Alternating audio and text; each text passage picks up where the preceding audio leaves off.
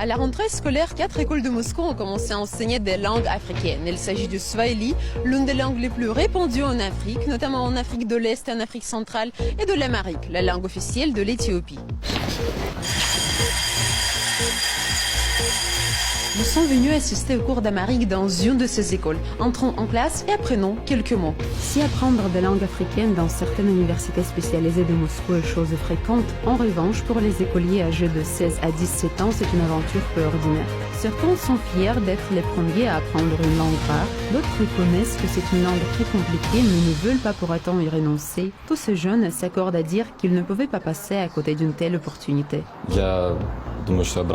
J'ai ressenti de la joie parce que c'est une chance unique. Peu de gens étudient la langue amharique. Et oui, c'est intéressant. Comme j'apprends cette langue maintenant, j'espère pouvoir l'utiliser à un moment donné, dans le futur. J'irai peut-être en Éthiopie, on verra. Je pourrais travailler comme traducteur ou diplomate.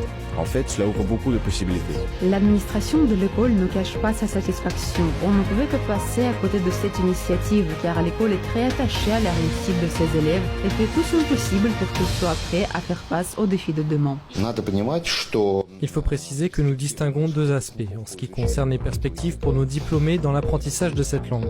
D'une part, les pays africains représentent un marché prometteur et les diplômés qui connaissent l'amharique peuvent être sollicités par des entreprises ou dans le cadre de projets futurs d'investissement. D'autre part, la capitale éthiopienne, Addis Abeba, est le siège de l'une des institutions des Nations Unies. Nous espérons que les étudiants, s'ils s'imprègnent de la culture et de l'histoire, seront recherchés pour des postes dans des organisations internationales telles que l'ONU et l'UNESCO en général, qui sont impliquées dans le développement de la région et la préservation de son histoire et de sa culture. Dans ce bâtiment de l'école numéro 1517, les élèves étudient surtout le chinois. Mais à partir de cette année s'ajoute le swahili, une langue parlée par plus de 150 millions de personnes.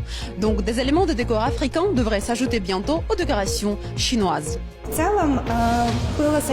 De manière générale, ce programme a été conçu pour permettre aux enfants d'avoir une perception positive de l'Afrique, pour que les enfants et leurs parents comprennent qu'il s'agit en fait d'une région très prometteuse où il y a vraiment beaucoup de choses à faire, tant au niveau des affaires, de la science, qu'au niveau de la coopération générale entre nos pays. C'est l'objectif de ce cours.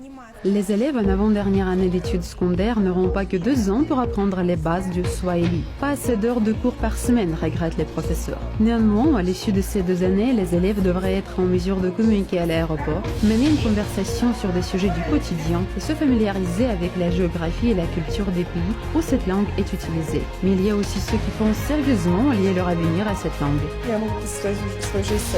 Je suppose que oui, je peux investir ma vie dans l'étude du swahili parce que je veux devenir journaliste international et que mes connaissances du swahili, du chinois me seront très utiles. C'est de la communication entre les pays. J'ai découvert que le swahili était une langue dont je n'avais jamais entendu parler. J'ai eu envie de savoir quelle était cette langue, d'où elle venait, à quoi elle ressemblait, peut-être de rencontrer un locuteur natif, d'aller à l'école 15-17 et à l'avenir de lier peut-être ma vie au swahili. L'étude de langues africaines, le renforcement des liens politiques et économiques et le désir des élèves de contribuer au développement de relations russo-africaines. Tout cela constitue une base solide pour la coopération entre nos deux continents. Que penses-tu de cette initiative russe? Personnellement, je trouve ça très sage et très stratégique. Poutine sait lire le temps et comprend que l'Afrique représente une grande opportunité, surtout que la France y est en train d'être chassée. Par ailleurs, il me semble qu'il est temps pour les pays africains francophones de reconnaître la valeur inestimable de leur langue nationale en tant qu'élément central de la souveraineté nationale.